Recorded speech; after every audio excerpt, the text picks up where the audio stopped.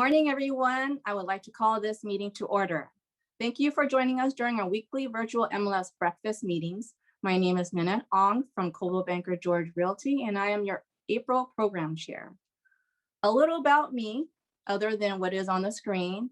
I like to tell jokes, and here is one of my my best jokes. So the apple tree asked the sky, "How hot is it up there?" And the sky replied, "It's so hot, I'm burning." Isn't that funny, everyone? Sandy, isn't that funny? Nancy? Speechless, okay? April Fools, it's not funny, please. Speechless. It is April 1st, it's April Fool's Day, and I just wanted to have a little fun. But really, like, one of the best jokes of April Fools was played on me by my brother. He gave me some ice cream, some green tea ice cream, and I love ice cream. So he asked if I wanted some. I said, yeah, sure, of course. So I took a big bite. Only it wasn't ice cream, it was a big bite of wasabi. We were at a Japanese restaurant. So it was really bad. But if you have any of best jokes played on you or the best jokes you played on somebody else, then please share in our chat box. But please keep it to the next few minutes so that we can focus the rest of the meeting focus the rest of our attention on our meeting.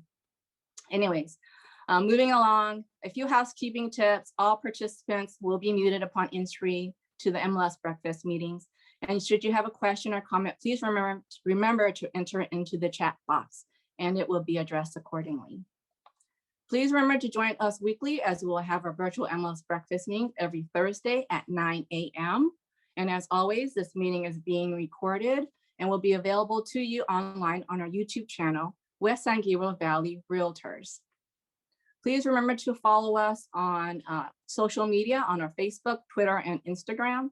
You can also watch our pre-recorded videos on YouTube. We also have a text messaging service for your text alerts and updates. Please type in or text in WSGVR to the number 72727. Or you may visit our website at wsgvar.com for information. Now we move along to our quick tips and a reminder of one of our CR MLS rules: misuse of public remarks. Information in the public remarks shall only relate to the marketing description and the condition of the property. No contact information is permitted. No showing instructions are permitted, including references to lockbox, alarm, gate, or other security codes, or the occupancy of the property. No information directed toward real estate agents or brokers is permitted, including compensation or bonuses offered. By submitting remarks to the MLS, participant and our subscriber represents and warrants he or she has the authority to grant and hereby grant the MLS and the other participants and subscribers the right to reproduce and display the remarks in accordance with these rules. You may get more information and resources from the website of crmls.org. Now we move along to today's agenda, and it consists of affiliate spotlight from Angie Tang of First American Title. Also, our president's message from Mindy Yeh. Our speakers from San Gabriel City, Domenica, Megerdichian, and Samantha, Tewasart. Also, as a reminder, in today's raffle, you must be a WSGVR member and your name must be displayed to win. We will not accept telephone numbers. Today's affiliate spotlight will be brought to you by the affiliate committee, where Sage Gomez is our chair and Brandon Savransky is our vice chair. Now we move along to our affiliate spotlight of Angie Tang. Angie, the floor is yours. Thank you, guys. Good morning, everyone. My name is Angie Tang with First American Title. Next screen, please. Today, I have a little story to tell you about a girl named Angie. She was born by her parents, one born and raised in Costa Rica, and her mother was born and raised in Costa Rica, and her father was born in Peru. She was always sent to summer school in Costa Rica eating popsicles. Next screen, please. As Angie grew up, she had two sisters joining her, and they all graduated from USC. Next screen, please. And some of the hobbies and adventures Angie loved to do is snowboarding, running, triathlons, biking, scuba diving, kissing turtles, and a few other activities. Next screen, please. Her main adventure became when she became a mother. She was blessed and with a bundle of joy by a stork, and her name became Alea. Next screen, please. And as Alea grew up, she loved to boss me around, tell me what to do in a chair, telling me how to work, and at times we would have playtime. Next screen, please. And as we had playtime and as we worked as hard as we did together, we actually won an award last year for top producer. She's holding my award, wondering how we did it. And the two of the little girls lived happily ever after. Thank you, guys. That is my story. Thank you, Angie. Lovely story. And I cannot believe Aaliyah is almost a year old. She's been a Zoom baby, practically. Yeah, she's a Corona baby, a Zoom baby, a Bobcat fire baby, evacuation baby. She had it all, and we still were able to make it through. Well, happy birthday to her, because I believe in April she's going to be 1 year old. Yes, April, she's going to be 1. Thank Thank you. Okay, now we move along to our affiliates, top affiliates, and we will begin with Maria Howard, Old Republic Home Protection. Hi, this is Maria Howard with Old Republic Home Protection. Happy April. Here to help you with all your home warranty needs. Have a fabulous day. Thank you, Maria. Next, we have Unita Wu of Home Warranty of America. We'll move along to Mark Wu of Allstate Insurance. Good morning, everybody. Want to wish you guys all a blessed Easter. And I just want to let you know our agency is here to support your buyers in their home and condo insurance needs. Have a fabulous Easter weekend. Next, we have Nancy Chan of Lawyers Title. Good morning, everybody. Nancy Chan, Lawyers Title. No April Fool's joke, but Lynette, that wasn't funny. Sorry. Have a good day, everybody. Thank you. Next, we have Sandy Franco of First American Home Warranty. Sorry, Nanette, got to agree with Nancy too on that one. Sandy Franco, First American Home Warranty. Happy Easter, everyone. Next, we have Cosmo Sanchez of New Aim Funding. I'm Cosmo Sanchez, and your deal is no joke to me. Get it, Nanette? Yeah, I do. Thank you.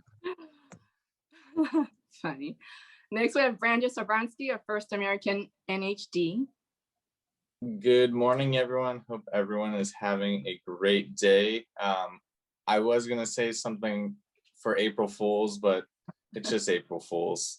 We're all fools, I guess. Hope everyone has a great April and a great start to their April. It's Brandon Sobransky with First American NHD. Happy Easter and happy Passover. Thank you, Brandon. Next, we have Hong Cheng of Hong Cheng Insurance. Hi, good morning, everyone. April Fool, I got a text message from my manager saying that he resigned from the company. Scared me to death. But it turned out it's an April Fool. Okay, happy Easter to everyone. If you need insurance, call me. Thank you, Hong. Next, we have John Wax of Snap NHD. Good morning, everyone. I miss you all in person. John Wax with Snap NHD Natural Hazard Disclosures for all your NHD needs. I just want to let you know and wish you all a safe, fun, and wonderful Easter, Passover. And it is my birthday. That's no joke. Have a wonderful day and a great month. Well, happy birthday, John. Thank you. Everyone here. Next, we have Marcus Jacques from Western Resources Title. Good morning, West St. Gabriel Valley Association of Realtors and Family.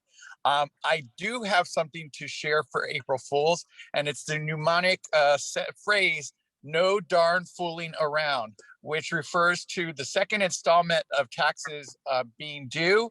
And in April, they become delinquent on the 10th. So remember to pay your taxes. And other than that, enjoy your Passover, enjoy your Easter, enjoy your Nowruz. Looking forward to congregating with you again sometime soon. God bless. Great, thank you, Marcus. Next, we have Sage Gomez of MyNHD. Good morning, everyone, and happy almost Easter. Just a reminder to the affiliates, we do have a meeting today at 1. Please be there. We need to go over a couple things. That's where we do the affiliate spotlight. So go there so you can be an affiliate spotlight sometime soon. Thank you all. Great, thank you, Sage. Next, we have Chase Kerr of Morrison Plus Property Inspections. Hi, everyone. This is Chase Kerr with Morrison Plus Property Inspections. Wishing you guys a happy rest of your week and a great Easter weekend. Thank you. Next, we'd like to welcome our new affiliate, Judy Chow of AAA Capital Investments. Morning. I did get an April Fool joke. My husband texted me this morning saying that the CDC has recalled all the Pfizer shots because they were contaminated. Of course, I got scared for a second, but it was not true, I think. He still texts me. I'm not calling. Okay. I have over 20 years of experience in mortgage lending, both residential and commercial. And I speak English and Chinese. And we have very fast approval, 24 hours and 20-day funding. So if any buyers needs help, contact us. Thank you. Great, thank you, Judy, and welcome to our board. Next, we have open pitching. No open pitching today. So we move along to our President's Message by Mindy Yeh. Mindy, it's all yours. Thank you, Nanette. Good morning and happy April Fool's Day, WSGVR family and friends. I'm Mindy Yeh. It's such an honor to be a president. Thank you for attending our weekly virtual MLS breakfast meetings. And Link's doing a great job. And Nanette, we are always grateful for your continued support as a valuable member of West San Gabriel Valley Realtors. Please don't hesitate to reach out to our leadership team and staff. Want to give you my monthly update per California Association of Realtors, CAR. Today, April 1st, thanks to the passage of Prop 19 last November, the property tax base transfer takes effective today.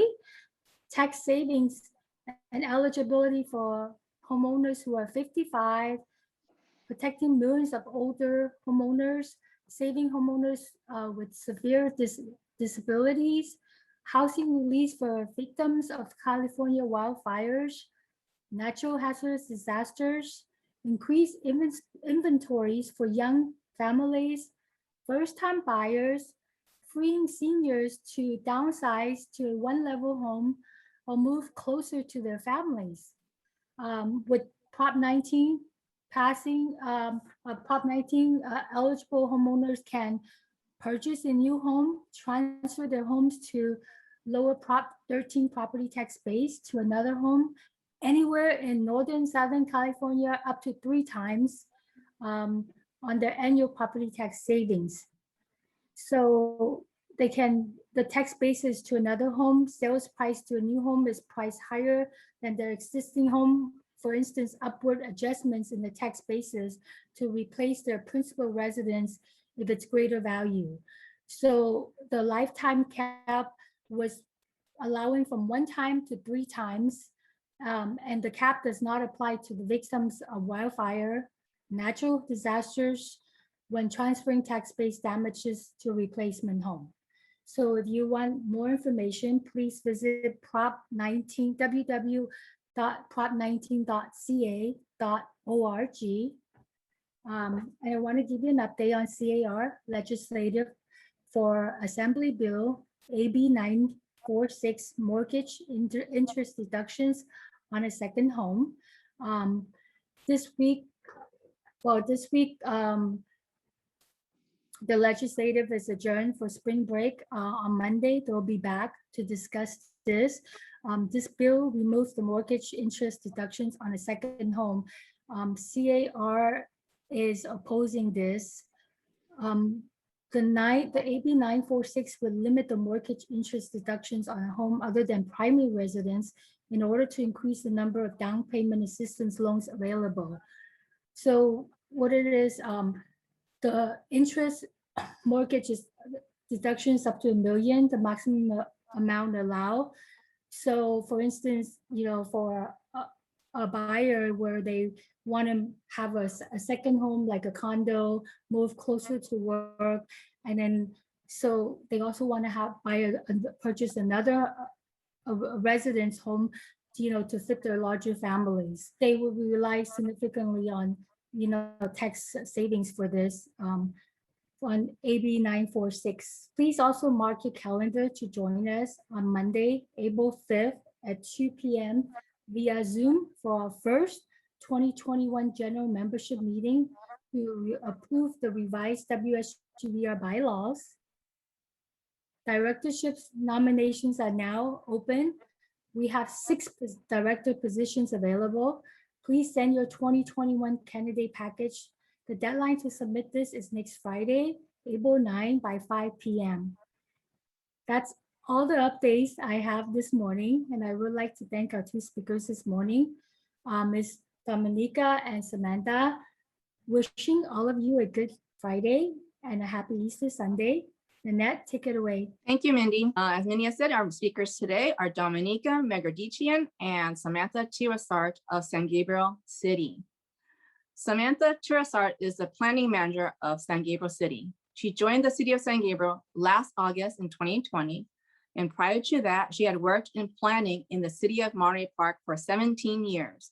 She has also worked in the cities of Alhambra and Rosemead.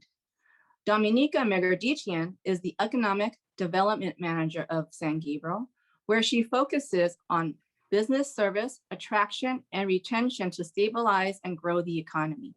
Prior to joining the city of San Gabriel, Domenica had worked 8.5 years in the city of Torrance city manager's office. She has also worked for the cities of West Hollywood and Glendale. Let's please give a warm welcome to Samantha and Domenica. Samantha will be talking about ADUs and transition to Domenica to speak about San Gabriel's 10-point plan to recovery, resiliency, and reinvestment. Take it away, Samantha.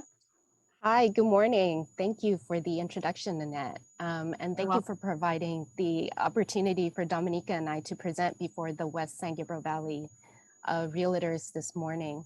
As mentioned, Domenica and I represent the Economic Development and Planning divisions within San Gabriel's Community Development Department, respectively. Also in the department is the Building and Safety and Neighborhood Improvement divisions. Community Development is the department that the community works with for various services such as zoning and development information, marketing and funding assistance, plan submittal, permit issuance, building inspections, just to name a few. As mentioned, I will begin by just providing some general information about the city's accessory dwelling unit regulations, and then Domenica will provide information about the city's 10-point plan. Next slide, please. As you are all aware, the state of California's law on accessory dwelling units have been in a constant state of evolution for the past few years, adjusting to the changing housing needs and demands of the state. And ADU is not necessarily a new concept, but really a form of what used to be known as a guest house, in-law unit, granny flat, and so forth. So we've all heard those terms. The current state term is accessory dwelling unit, or ADU, which refers to an ancillary living unit to a primary living unit.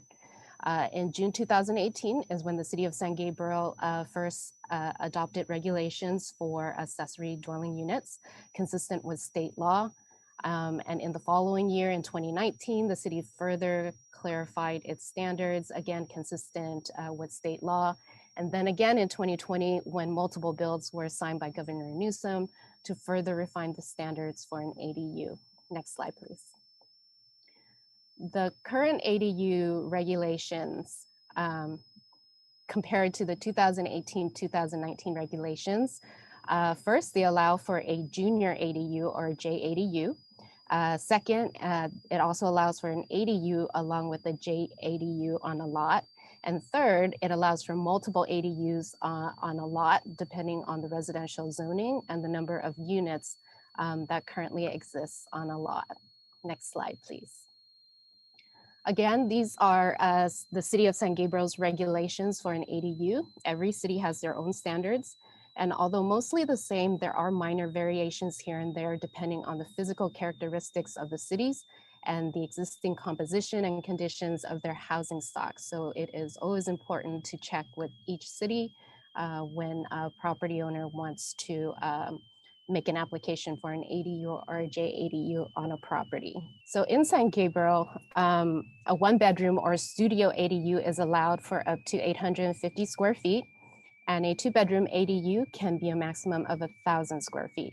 An ADU up to 800 square feet does not factor into the maximum allowed lot coverage or floor area ratio percentages that are allowed on a lot. The minimum rear and side setbacks is 4 feet, and the maximum height is 16 feet, and there are no minimum lot requirements. Next slide, please. Another big change to the ADU regulations is that replacement parking is not required for a converted garage to an ADU, or when a garage is demolished for the construction of a new ADU. There is no longer the requirement for the property owner to live on site of a property with an ADU, and there are no impact fees when an ADU is less than 750 square feet, and an application review time is processed within 60 days from the date an application is submitted with the city. Lastly, particularly this past year with the pandemic, website information has been crucial for getting information out to the community. The information presented today are available on the city's website and can be found using the search bar. Application forms are also available on the website for downloading, and plans are still being accepted by the Building and Safety Division electronically.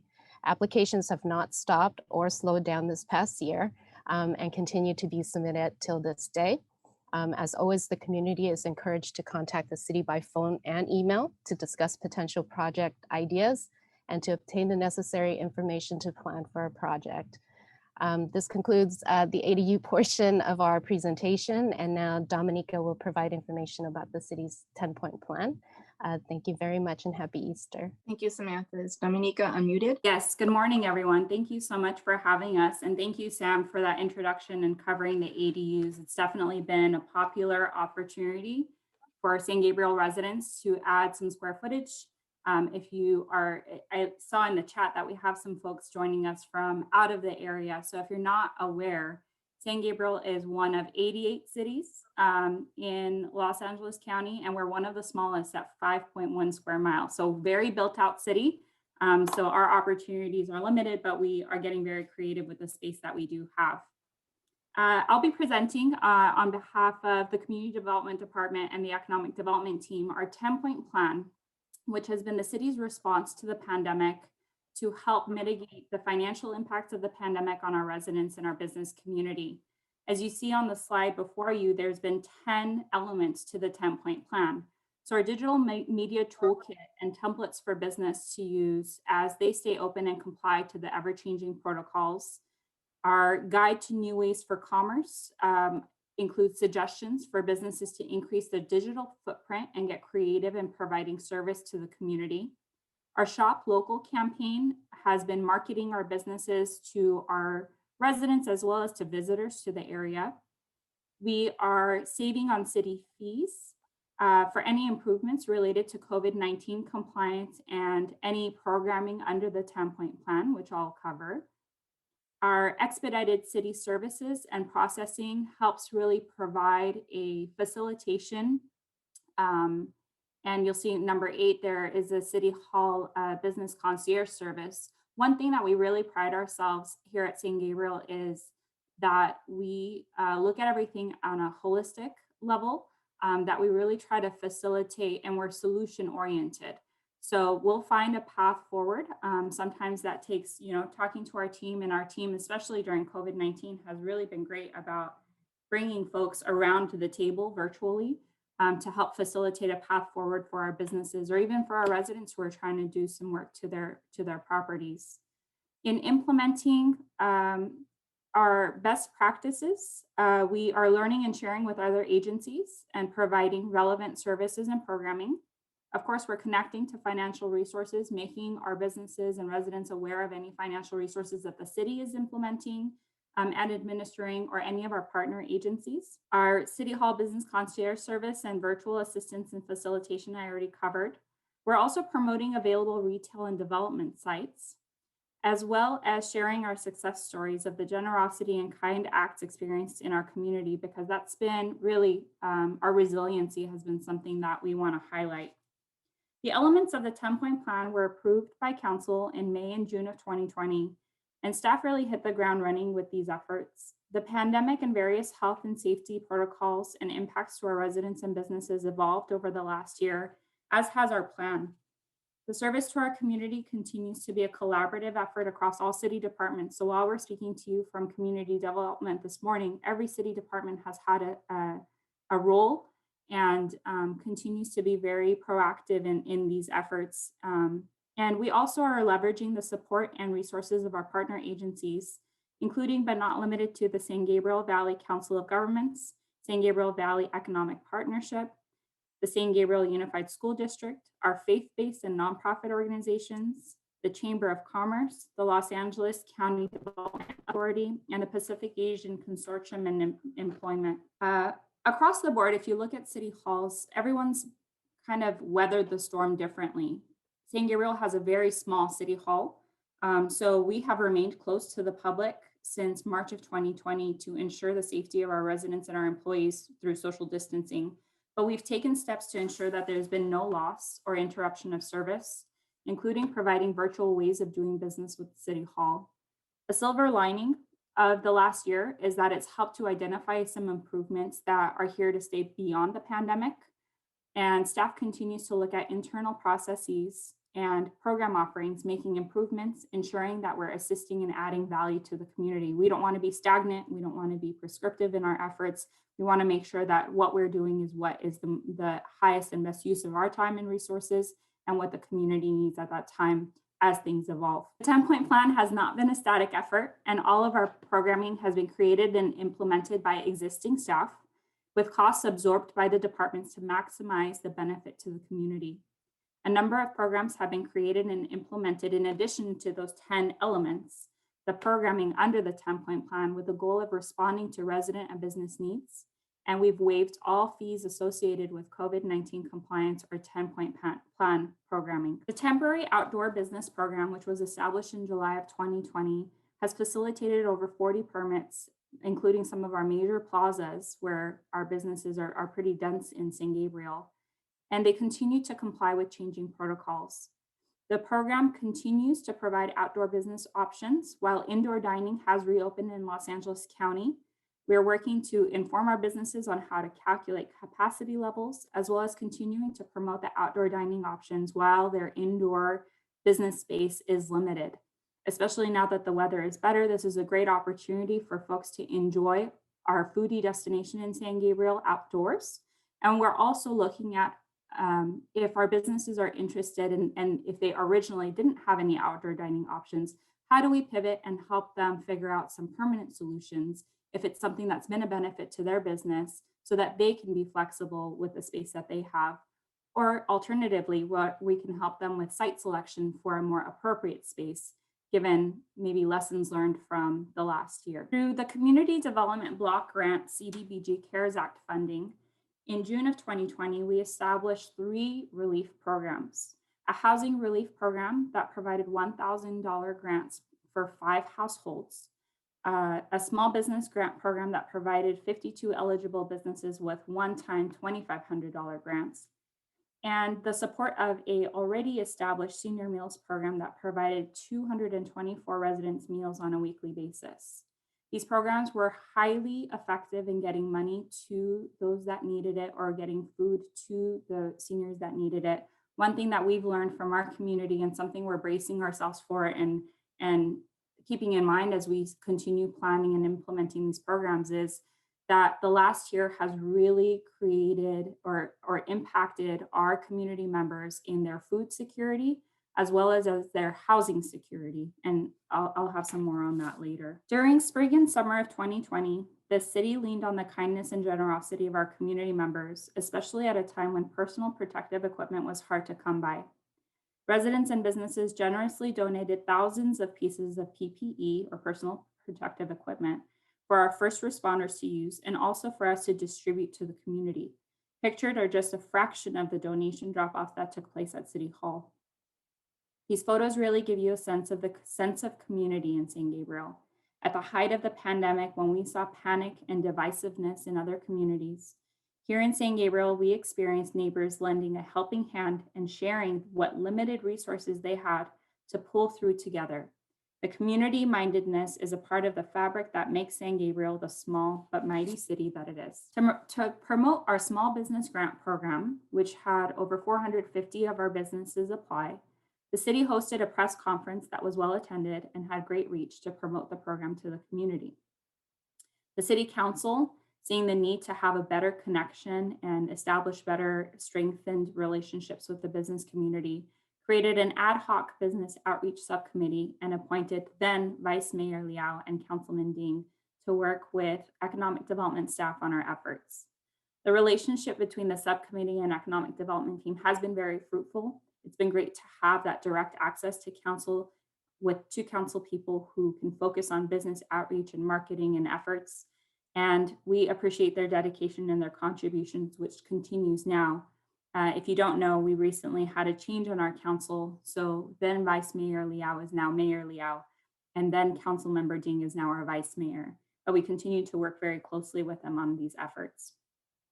In August of 2020, we hosted a socially distant and COVID safe information and PPE drive-through event at our Mission Playhouse parking lot.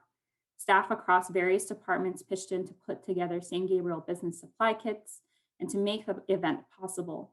The kits included donated PPE, grant guidelines and applications, other pertinent information, and all of the materials that we've prepared during this time and continue to prepare during this time are translated and available in language. So we have that available in Chinese, Vietnamese, and Spanish to make sure that we are really reaching out to all segments of our community and making sure that they are informed. We also have many staff members at City Hall who have in-language capabilities. And recently we've started leaning on some of our community partners, such as the Asian Youth Center, for additional in-language assistance and facilitation. Under the 10-point plan, we also explored an opportunity to become more business friendly to the film industry in Los Angeles County. In October of 2020, City Council approved the city's aligning efforts with Los Angeles County's Economic Development Corporation and Film LA's Film Friendliness Initiative, and approved of temporarily reduced and competitive permit fees and processing. In December of 2020, Council approved of the film use agreement at a city facility that provided $10,000 in improvements on site, as well as $20,000 catering contract with a local small business, which was life-changing for that small business, especially during a time where they might have been struggling a little bit more. Efforts in becoming more film-friendly helps our city to compete for filming business and brings ancillary benefits such as crews spending money in town on gas and convenience items, catering through our restaurants, accommodations at our hotels, and other ancillary benefits to boost our local economy. Now, in addition to our business assistance, our city has prioritized housing efforts. And while Sam's team and my team are really great at working collaboratively on all other efforts, this is one that we're working very, very closely with, where you have the planning, technical expertise, and the economic development marketing really driving some of these efforts. It's been discussed at many of our previous city council meetings that we don't know the full extent of the impacts of the pandemic on our community, which includes the impacts to our residents and their housing stability. As I mentioned, we are looking for resources and making sure that we are ready to connect our community members to housing and resources when they need it, especially when the eviction moratoriums lift. And that's going to be a great time of need in our community, as in most communities really across the nation. This is a priority area that we're focusing on. In addition to updating relevant eviction moratorium information to ensure that our community members are informed, the city is embarking on a housing element update. We're in process of acquiring a property at 405 South Del Mar for an affordable housing development. We've partnered with the Habitat for Humanity San Gabriel for low-cost home improvement and upkeep opportunities, as well as partnered with our local Council of Governments on a number of efforts. In January, we adopted our homelessness response plan. Now, to give you a little bit of an idea of where we stand in the homeless crisis in Los Angeles County, there's over 60,000 people unhoused in Los Angeles County. The latest point in time count, which is done on an annual basis, San Gabriel has 11 people. But again, those are 11 unhoused people living in our community, and ensuring that we have the proactive planning and resources in place if we do find more of our community members in a housing unstable situation. Additionally, we have partnered with the Council of Governments on administering a homeless prevention and diversion grant program. We're working very closely with our school district to connect families who are experiencing underhousing or housing instability or homelessness to some funding that might help them stay employed, get into housing opportunities, and get out of their situation, as well as the city hygiene grant program at the beginning of the pandemic. Really making sure that our public facilities, our parks had hygiene stations and things for folks to really be able to upkeep their best hygiene efforts and really try to keep the spread of the virus down. As City Hall pivoted to doing business online, we planned for virtual workarounds. Our team established a bi-weekly e-newsletter that's sent to 1,700 community and business contacts to keep everyone informed. If anyone here this morning is interested in receiving that and being added to our list, please go ahead and drop your email in the chat box and I'll be sure to add you to our engagement letter. We also established contacts to help keep everyone informed of changing protocols, financial resources, and programming. We held or participated in a number of webinars focused on community engagement, access to financial resources, and discussions with partner agencies about impacts and changes to industry, and how to best plan for a post-pandemic San Gabriel. This really helped us to learn and implement some best practices, as well as share some of our local efforts with other agencies. We reimagined our popular dumpling and beer event. And if you are not aware of San Gabriel's dumpling and beer event pre-pandemic, this was a 7,000 person in-person citywide event where we had beer and dumplings, and it was a foodie destination, live music, and you really got the sense of the camaraderie and community in San Gabriel and across really LA County. It was a big drive to bring visitors to the area. So we are very, very much looking forward to a post-pandemic safe, when we are able to bring back some of these in-person community events, because that's really where San Gabriel shines. So we reimagined our popular dumpling and beer event as a virtual tasting event, partnering with Mama's Dumpling House in San Gabriel and Ogo Pogo Brewing Company, also in San Gabriel. If you haven't tried either, I highly, highly recommend them. And we took advantage of seasonal marketing opportunities by producing a holiday gift guide and Valentine's gift directories. Of course, we very much look forward to when we can do in-person citywide events again, but in the meantime, we continue to be creative and safe with our virtual events to keep the momentum going and to continue promoting our businesses. Our efforts in the next year include expanding the city's marketing effort through the official launch of Enjoy San Gabriel. Our Enjoy San Gabriel is already available on Facebook, Twitter, and Instagram, so you can follow us, but you'll see the launch happening in the next month or so. We're looking at ways to address vacancies and new retail space that will be coming online with our 18 major developments on the horizon. We're having proactive discussions with our developers so that we're an involved partner in shaping the future of San Gabriel's retail space and seizing opportunities that we can bring to the community. We'll also be revamping our restaurant guide to reflect our new and renewed business license holders, focused on promoting our foodie destinations by cuisine. Last but not least, I wanted to share with you that at our last council meeting a couple weeks ago, the economic development team brought an opportunity to establish, with some seed money from existing funds, $5,000 as a safety net, if you will, for our businesses, a case-by-case financial assistance for businesses most impacted by COVID-19 pandemic and the protocols and restrictions.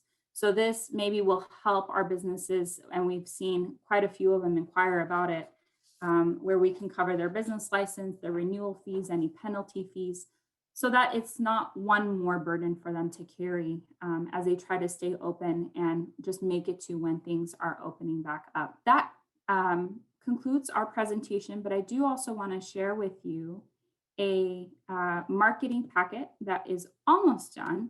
And as soon as it is complete, I would love to share it with this group.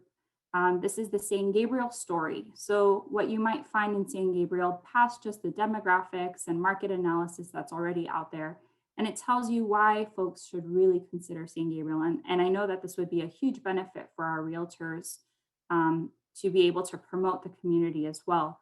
But one thing that I really want to scroll down and show you, and it's really, our in-house team was able to bring this together, and it's really beautiful. But when I mentioned earlier the 18 major developments that we have, this is just a very quick, 17 major projects.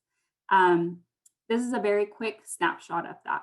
So we have over 1,000 new residential units coming online, just in our residential areas. With some of these new developments, over 3,000 residential units to be built, almost 300,000 square feet of new commercial space, almost 100,000 square feet of new medical office space.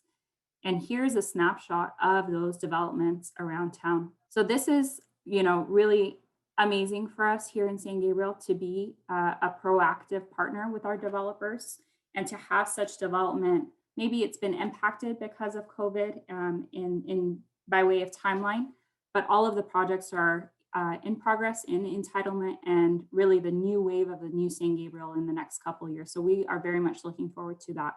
So with that, I will conclude our presentation and open it up to any questions that you may have for us this morning. And again, thank you so much for having us, and thank you for your time. Thank you, Domenica, and thank you, Samantha. We do have a couple of questions in the chat box. Let me start off with the first one I saw was, what are impact fees, or what is impact fees? There you go. Thank you so much. Yeah, sorry about that.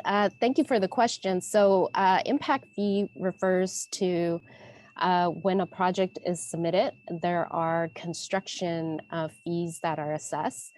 Impact fees is an assessed percentage that's associated with infrastructure improvements or safety improvements, also potentially some park fees.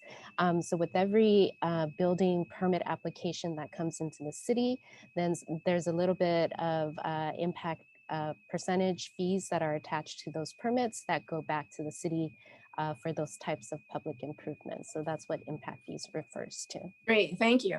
The next question is from Frankie Ho. Does City of San Gabriel allow to build 2-story for the second property under ADU? Yes, thank you again for the question. So an ADU is limited by state law, also San Gabriel's regulation at 16 feet. So that's approximately 1 story. Next question is there a construction tax for ADU in San Gabriel? No, there's no tax, just the permit cost. Next question from Jim Vega. How has San Gabriel facilitated access to public records, in particular, existing historic building permits? Yes, so with any city public records, there is a process and also, again, an electronic access through the city clerk's office. With any property, not just historic properties, any member of the public is welcome to contact the city clerk's office, fill out a form, make a request, and be very specific about the types of documentation that you're looking for from the city. So through the Public Records Act, those are available. Again, it's helpful to the city for time efficiency if you're specific about the information that you're looking for. And if that information is available, they are provided to the public, so they are available to the public, sometimes with older documents. If the city does not have them, maybe the county assessor's office may have those as well.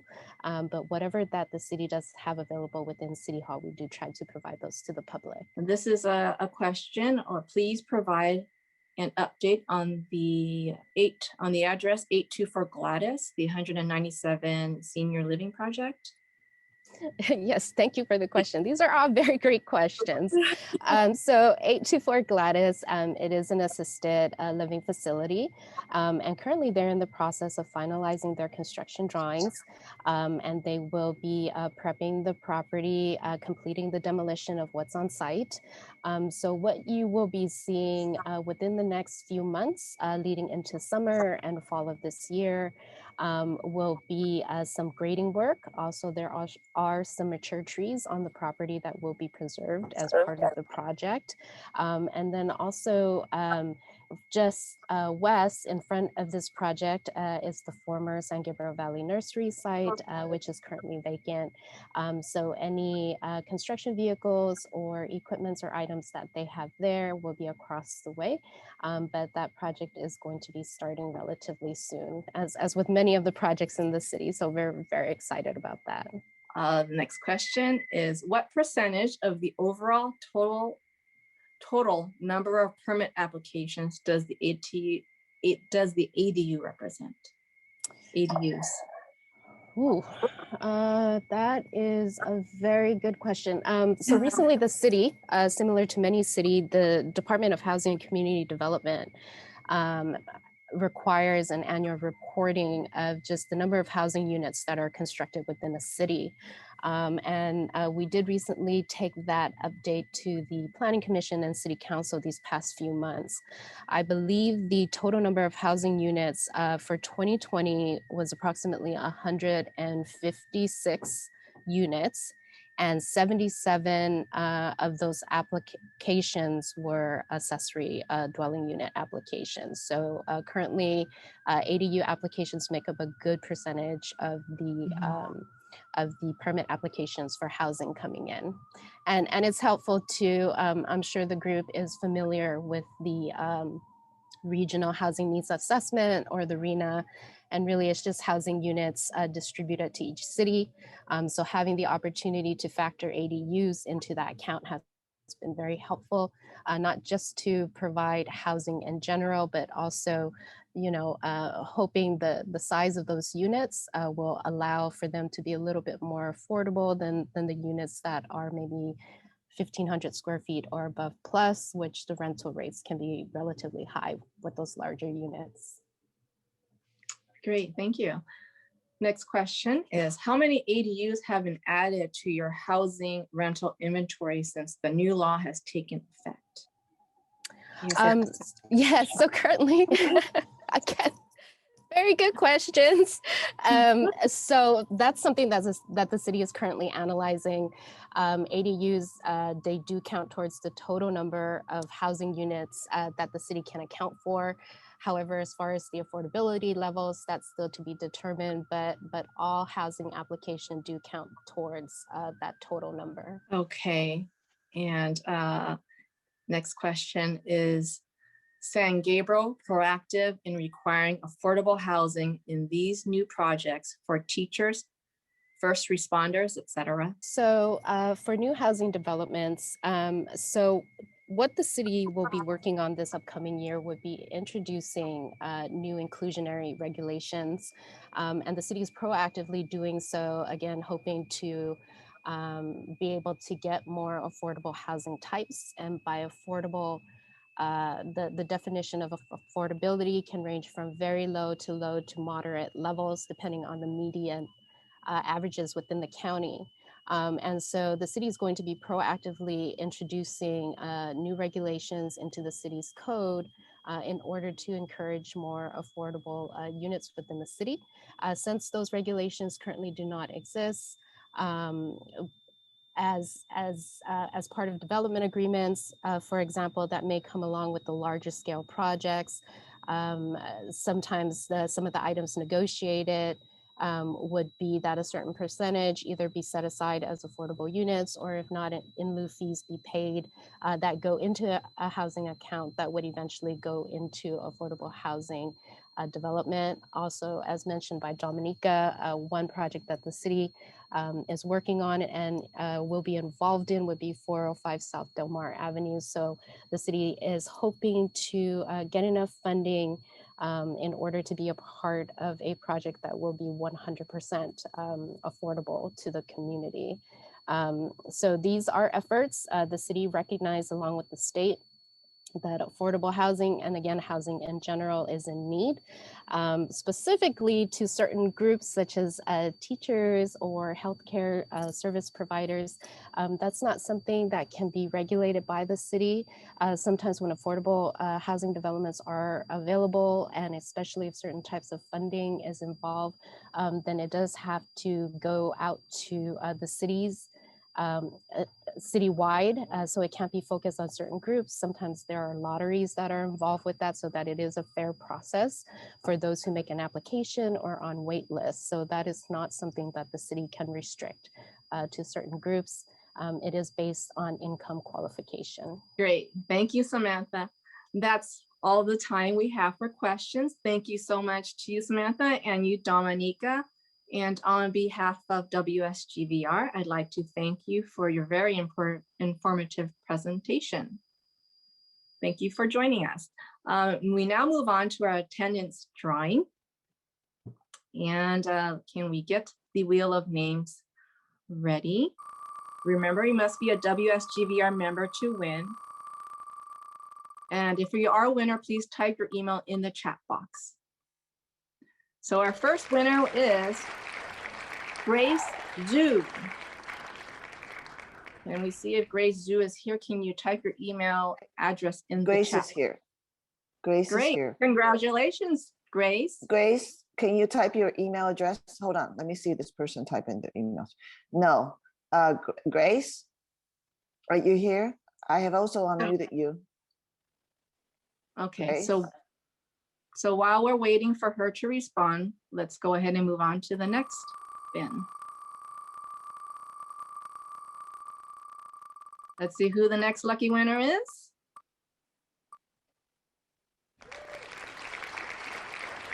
Our speaker, Domenica Megerdichian. I don't know whether do we give to speakers. Unfortunately, she's not a member. Sorry. Okay. Normally we do have a gift when we're at the live, but not. That is true. Yeah, sorry. Congratulations, but sorry.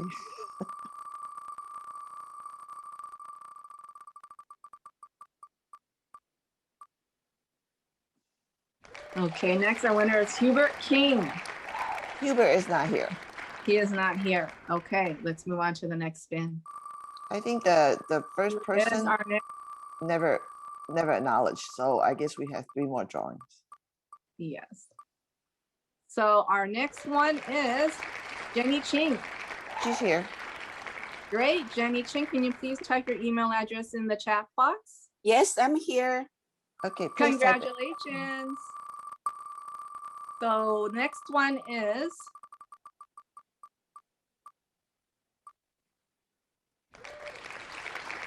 Janet Chan. Not here. Congratulations, Janet. No, not here. Congratulations. Okay, next one. Jenny is here. Did Grace respond? You did not, so.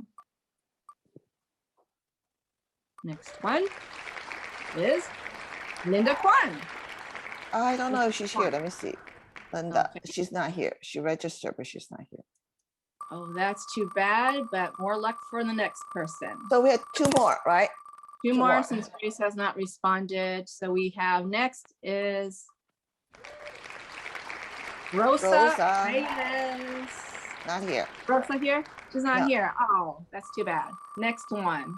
I'm here. Oh, Rosa's Rosa? here. Oh, congratulations. Wait, Rosa is here? No, Grace. Oh, Grace. Oh, okay. Oh, okay, Grace. I have hard time to type. Okay, Grace, can you just type in your email address, please? Yes. Great, congratulations, Grace. So our third winner could be Caroline Lynn, if she is here. She's here. Hello. Caroline Lynn. Hello, yes. Oh, okay. Could you Is that please her? type in your email address? Yeah, Great, congratulations, Caroline. we're done. We are done with the attendance drawing. We now move on to our education classes. Please make sure to participate in our education classes. A list of upcoming classes is displayed on your screen, and you may also receive information on them on our website, wsgvr.com. The next Classes are Zip Form Training, Commercial Webinar, Glide for Forms, and CR MLS Virtual Training for Glide Overview. Thank you. Sorry, I cannot. They say you cannot chat with the chat box during the meeting. Oh, you could type in your email address if you're. Yeah, I cannot send out. Okay, we'll get your information afterwards. Our next meeting will be April 8th at 9 a.m. Join us as we welcome Joseph Torres, Economic Development Manager from the City of Monterey Park. And please also remember to support our affiliates with your transactions. And despite my bad April Fool's joke earlier, please enjoy the day. It is hot today and please stay cool. And happy Easter. WSGVR office will be closed tomorrow, April 2nd, in observance of Good Friday, but we will resume normal hours on Monday, April 5th. Thank you, they will be open until 12 noon tomorrow. And they will be open until 12 noon tomorrow. That's true. Not all day off. Okay, just half day. Well, on my screen, that part is blocked by a picture, so I couldn't see that information. Yeah. Yes, so then this is it for the meeting. Meeting is adjourned. Thank you, everybody, for joining us.